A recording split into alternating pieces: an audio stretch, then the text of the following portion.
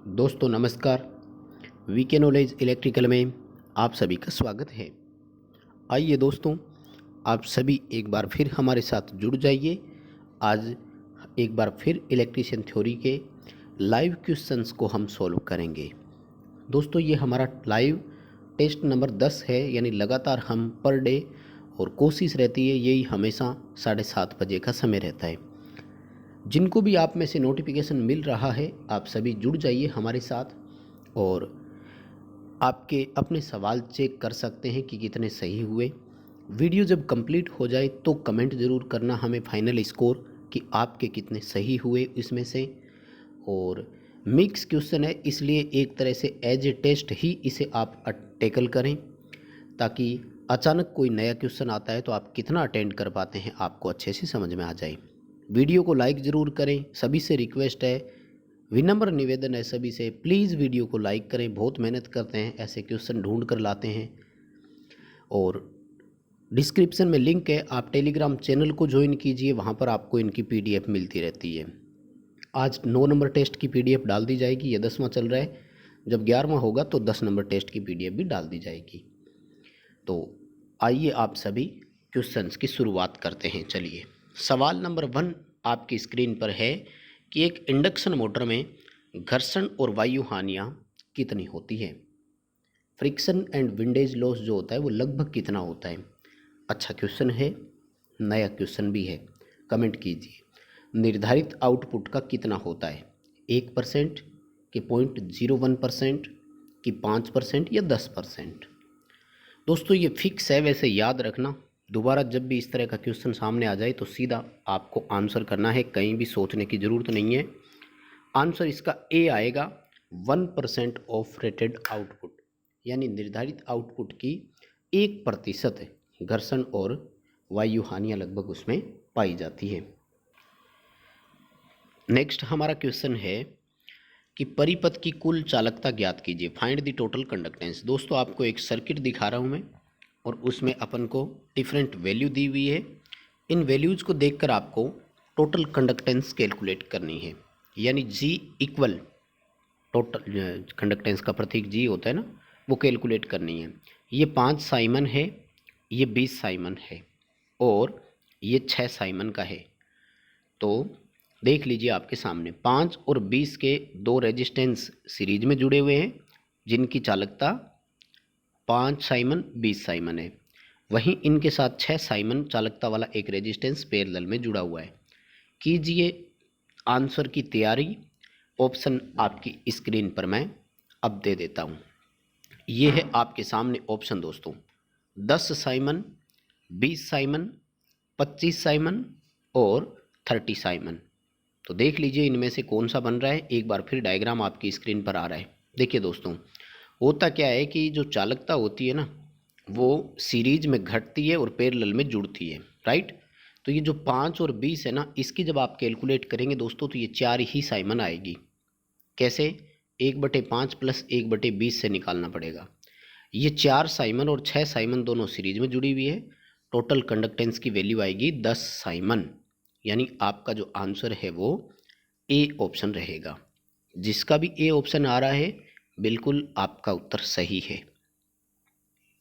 Next हमारा question है कि परिपथ की कुल शक्ति की गणना कीजिए, find the total power of the circuit. एक परिपथ आपको दिखाया गया है जिसमें करंट और रेजिस्टेंस की वैल्यू दे करके आपसे परिपथ की कुल शक्ति पूछी गई है। तो कैलकुलेट करके आंसर दीजिएगा। अच्छा क्वेश्चन यहाँ पर बन रहा है आपके सामने, इजी है, कैलकुलेशन ही करनी है, उम्मीद है सबको आता है अच्छे से। 6 किलो ओम और 12 किलो ओम के दो रेजिस्टेंस सीरीज में जुड़े हुए हैं। वहीं 9 किलो ओम का जो रेजिस्टेंस है वो इनके साथ पैरेलल में लगा हुआ है। 30 milli ampere total current flow हो रहा है। किसी भी ब्रांच की इन्होंने करंट नहीं शो करी है, ध्यान रखिएगा दोस्तों। देखो भाई, 6 किलो ओम 12 किलो ओम दोनों को आप जब कैलकुलेट करेंगे तो 18 किलो ओम इनका रेजिस्टेंस बनेगा। 9 ओम किलो ओम के साथ में, ये 9 किलो ओम के साथ में समांतर में जुड़ा हुआ है। 18 और 9 का जब आप टोटल करेंगे तो सर्किट का टोटल रेजिस्टेंस जो है वो 6 किलो ओम ही आएगा। उम्मीद करता हूँ आपने तैयार कर लिया होगा आपका आंसर। अब ये रहे ऑप्शन आपकी स्क्रीन पर, कर दीजिए इनमें से फटाफट से कमेंट। 8.1 वाट, 1.8 वाट, 5.4 वाट या फिर 2.7 वाट। देखिए भाई, करंट का मान जो आया था वो 30 मिली एम्पियर था दोस्तों, और जो रेजिस्टेंस आया है वो आपका 6 किलो ओम आया है, राइट। अब आपको आई स्क्वेयर इंटू आर का फॉर्मूला अपनाना है और कैलकुलेशन करनी है। जिनका भी सी ऑप्शन आया है वो बिल्कुल सही है। 5.4 वाट जो है इसका उत्तर आएगा, क्योंकि पावर बराबर आपको क्या करना है, आई स्क्वेयर इंटू आर यहाँ पर करना है और कैलकुलेशन करके उत्तर का मिलान कीजिएगा। सी ऑप्शन रहेगा, 5.4 वाट आपका सवाल है, आंसर है, सॉरी। नेक्स्ट क्वेश्चन है आपकी स्क्रीन पर कि कौन सी मोटर उच्च त्वरण के साथ स्टार्ट होती है, यानी which motor has to start with high acceleration, यानी जिस मोटर की स्टार्टिंग स्पीड ज़्यादा हो एक तरह से, या फिर स्टार्टिंग में एक्लेरेशन हाई हो मोटर का, फिर नॉर्मल हो जाती है। तो इनमें से ऐसा कौन सा होता होगा? पंपिंग स्टेशन की मोटर, फ्लोर मिल की मोटर, लिफ्ट और सिटी इलेक्ट्रिक ट्रेन्स की मोटर, या फिर टेक्सटाइल मिल की मोटर। कीजिए अपना कमेंट, जो भी आंसर आपका आ रहा है। देखिए दोस्तों, लिफ्ट और सिटी इलेक्ट्रिक ट्रेन्स जो होती है ना, ये स्टार्टिंग में हाई स्पीड के साथ, हाई एक्लेरेशन के साथ स्टार्ट होती है और फिर इनकी स्पीड नॉर्मल हो जाती है। सी उत्तर आप में से जिसका भी आया बिल्कुल सही उत्तर हम मानेंगे। नेक्स्ट क्वेश्चन है, बहुत आसान सा क्वेश्चन है। एक प्रत्यावर्ती राशि का क्रेस्ट मान किसके बराबर होता है? दोस्तों 3 वैल्यूएशन होती है, ध्यान रखना, मैंने शायद कई बार बताया है। क्रेस्ट, पीक और एम्पलीट्यूड या एम्पलीफिकेशन भी बोलते हैं, एक ही बात है। यानी क्रेस्ट फैक्टर, एम्पलीफिकेशन फैक्टर और पीक फैक्टर, ये तीनों मान या तीनों वैल्यू हमेशा एक ही होती है। इसलिए जो क्रेस्ट वैल्यू होती है वो पीक वैल्यू यानी शिखर मान के हमेशा बराबर होती है। सी उत्तर आपका यहाँ पर बिल्कुल सही है। नेक्स्ट सवाल की ओर चलेंगे। 6 क्वेश्चन कहता है कि एक्यूरेसी को ध्यान में ना रखें तो निम्न में से कौन सा मीटर सबसे सस्ता होगा? एक्यूरेसी को डिसरिगार्ड करना है, चीपेस्ट मीटर आपको बताना है यहाँ से। रेक्टिफायर टाइप होगा कि पीएमएमसी टाइप होगा कि मूविंग आयरन टाइप होगा या डायनेमोमीटर टाइप होगा? देखिए दोस्तों, पीएमएमसी मीटर केवल डीसी में काम में लेते हैं, बहुत मजबूत होता है, इसलिए ये तो महंगा पड़ता है, पहले बता रहा हूँ। रेक्टिफायर टाइप वैसे ही कॉस्टली होगा क्योंकि इसमें रेक्टिफायर यूज हो गया। डायनेमोमीटर टाइप भी कॉस्टली है। एमआई टाइप जो होता है ना, इसकी संरचना भी सरल होती है, वजन में भी हल्का होता है और सस्ता भी मिलता है। सी ऑप्शन आपका सही उत्तर है यहाँ पर। एमआई टाइप मीटर जो है वो चीपेस्ट होगा। अगला क्वेश्चन आपकी स्क्रीन पर है कि the symbol given figures shown, यानी आपको चित्र में एक प्रतीक दिखाया है, ये किसका संकेत कर रहा है? तो आराम से इसको देख लीजिए। उम्मीद करता हूँ सबको अच्छे से समझ में आ ही गया होगा, वैसे तो जिन्होंने पहले देख रखा होगा। अब कर दीजिए कमेंट फटाफट।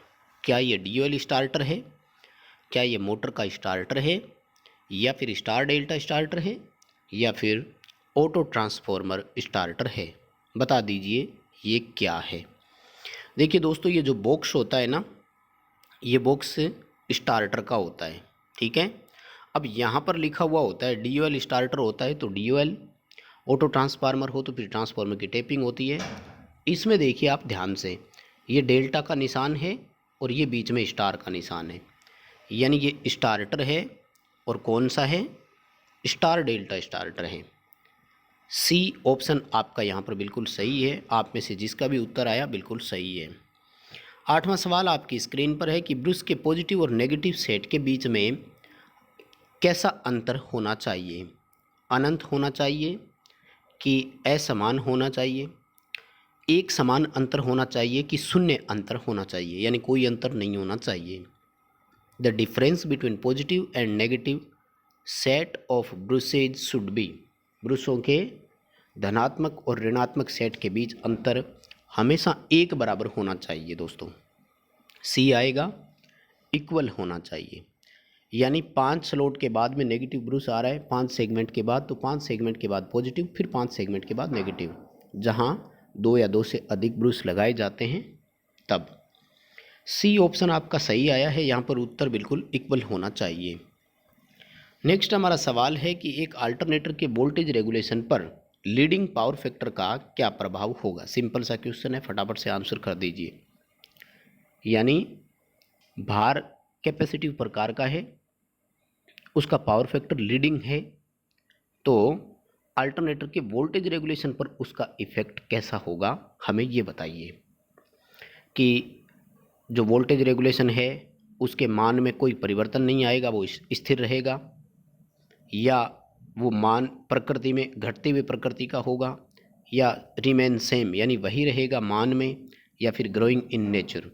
देखिए दोस्तों, जब लीडिंग पावर फैक्टर होता है ना, तो वोल्टेज रेगुलेशन जो है वो एक बार नेगेटिव की तरफ भी जाने का प्रयास करता है, याद रखिएगा।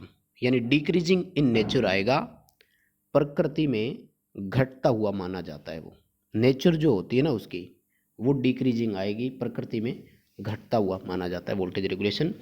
बी ऑप्शन आपका यहाँ पर सही रहेगा। अगला सवाल है कि एक डीजल इंजन की मैकेनिकल एफिशिएंसी को कैसे डिफाइन करते हैं। देखिए दोस्तों, दक्षता जो होता है ना, ये आउटपुट और इनपुट का अनुपात होती है, हमेशा इसे याद रखें। यानी आउटपुट और इनपुट का जो रेशियो होता है वो हमेशा दक्षता होता है। अब डीजल जो होता है, इसकी जो शक्ति होती है वो मैकेनिकल पावर होती है, और मैकेनिकल पावर जो होती है वो दोस्तों एचपी में लेते हैं, हॉर्स पावर में लेते हैं। और हॉर्स पावर जो होती है वो होती है तीन तरह की दोस्तों। एचपी जो होती है, एक होती है आईएचपी, इसको बोलते हैं इंडिकेटेड हॉर्स पावर। एक होता है बीएचपी, इसको बोलते हैं ब्रेक हॉर्स पावर। एक होती है एफएचपी, इसको बोलते हैं फ्रिक्शनल हॉर्स पावर। आईएचपी होती है उत्पन्न कुल शक्ति, बीएचपी होती है उपयोगी वास्तविक शक्ति, और एफएचपी होती है घर्षण के दौरान नष्ट हुई शक्ति। तो आउटपुट बटे इनपुट होगा। डी ऑप्शन आप में से जिसका भी आया है, बिल्कुल इसका सही आंसर डी ऑप्शन है। बीएचपी बटे आईएचपी जो है वो मैकेनिकल एफिशिएंसी कैलकुलेट करने के लिए होता है। 11वां सवाल आपकी स्क्रीन पर है। वायु अंतराल नापने हेतु किसका उपयोग किया जाता है। यानी अपन से सवाल पूछा जा रहा है कि एयर गैप नापने के लिए हम किसका उपयोग करते हैं। स्पिरिट लेवल का, फिलर गेज का, डायल इंडिकेटर का, या फिर स्क्रू पिच गेज का।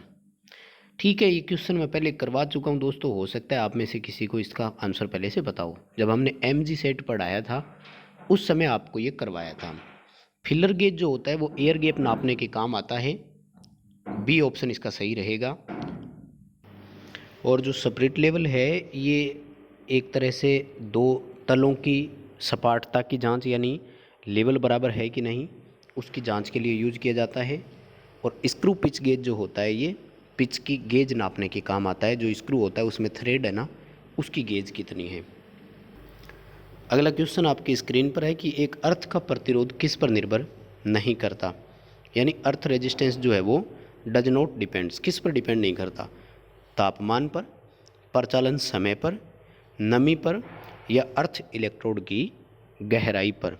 सिंपल क्वेश्चन है लेकिन इम्पोर्टेंट और अच्छा क्वेश्चन है दोस्तों। एग्ज़ाम की दृष्टि से इसे आप अच्छे से कवर ज़रूर करें। तो सिंपल आंसर है इसका कि जो अर्थ का प्रतिरोध है वो प्रचलन समय पर निर्भर नहीं करता। यानी जो इक्विपमेंट है वो कितने समय तक चल रहा है, इसका कोई महत्व नहीं है। वो ताप से प्रभावित होगा, नमी से प्रभावित होगा, और अर्थ इलेक्ट्रोड की गहराई से भी प्रभावित होगा। क्वेश्चन का आंसर अपना बी रहेगा। टाइम ऑफ ऑपरेशन जो है वो अफेक्ट नहीं डालेगा इस पर। अगला हमारा सवाल है कि ट्रांसमिशन लाइन में जो झोल होता है वो सबसे कम किससे प्रभावित होता है। सेग बोलते हैं इंग्लिश में इसको। ट्रांसमिशन लाइन का सेग सबसे कम किससे प्रभावित होता है। वेदर कंडीशन यानी मौसम या वातावरण की परिस्थितियों से, लेंथ ऑफ द कंडक्टर यानी चालकों की लंबाई से, या फिर करंट थ्रू द कंडक्टर यानी चालकों के बीच में से जो करंट प्रवाहित होती है उससे, या रस्ट डिपोजिशन ऑन कंडक्टर यानी चालकों के ऊपर जो कार्बन वगैरह जम जाता है उसमें से। तो सिंपल आंसर इसका रहेगा सी, करंट थ्रू कंडक्टर। चालक में से जो धारा प्रवाहित हो रहा है उससे झोल जो है वो बहुत कम प्रभावित होगा, इतना प्रभावित नहीं होगा जितना बाकी सभी से प्रभावित होगा। अगला क्वेश्चन आपकी स्क्रीन पर है कि इंडियम जो होता है सेमीकंडक्टर, पी टाइप अशुद्धि अपन मिलाते हैं, उसमें वैलेंसी इलेक्ट्रॉन्स की संख्या कितनी होती है, संयोजी इलेक्ट्रॉन कितने होते हैं उसमें। तो इंडियम गैलियम जो होते हैं ये पी टाइप के लिए काम में लेते हैं और ट्राईवैलेंट होते हैं, यानी 3 संयोजकता वाले ये होते हैं। इसी तरह से एंटीमनी आर्सेनिक पंचसंयोजी होते हैं और सिलिकॉन जर्मेनियम जो है वो चतुसंयोजी, यानी उनमें 4 वैलेंसी इलेक्ट्रॉन होते हैं। तो ये तो उम्मीद है आप सबका सही आया होगा। क्वेश्चन का आंसर बी रहेगा, 3 होते हैं। नेक्स्ट क्वेश्चन है कि SCR की ट्रिगरिंग हेतु हम निम्न में से किसका उपयोग करते हैं। ट्रिगरिंग का मतलब होता है SCR को ऑन करना। तो जब हम SCR को स्टार्ट के लिए यूज करते हैं तो UJT यूनि जंक्शन ट्रांजिस्टर जो होता है वो एक SCR और ट्राइक की ट्रिगरिंग के लिए सबसे ज़्यादा यूज किया जाता है। पी ऑप्शन आपका यहाँ पर बिल्कुल सही है। SCS होता है सिलिकॉन कंट्रोल्ड स्विच, 2 गेट होते हैं इसमें। GTO होता है गेट टर्न ऑन स्विच और IGBT होता है इंसुलेटेड गेट बाइपोलर ट्रांजिस्टर। तो क्वेश्चन का आंसर आपका बी है। आप में से जिसका भी कमेंट आया है बी उत्तर बिल्कुल सही है। तो बस दोस्तों ये थे आज के 15 क्वेश्चन। जब क्लास कंप्लीट हो जाए तो फाइनल कमेंट करके स्कोर ज़रूर बताना कि आपका कितना सही हुआ। वीडियो को लाइक ज़रूर करें, रिक्वेस्ट है आपसे, इतनी दूर वीडियो को आपने देखा है तो प्लीज़ अब वीडियो को लाइक कर दें, आगे भी दोस्तों को शेयर करें। चैनल पर नए हो तो चैनल को सब्सक्राइब जरूर करें। ऑफिशियल टेलीग्राम ग्रुप को आप ज्वाइन जरूर करें। ट्विटर और इंस्टा पर हमें फॉलो ज़रूर करें।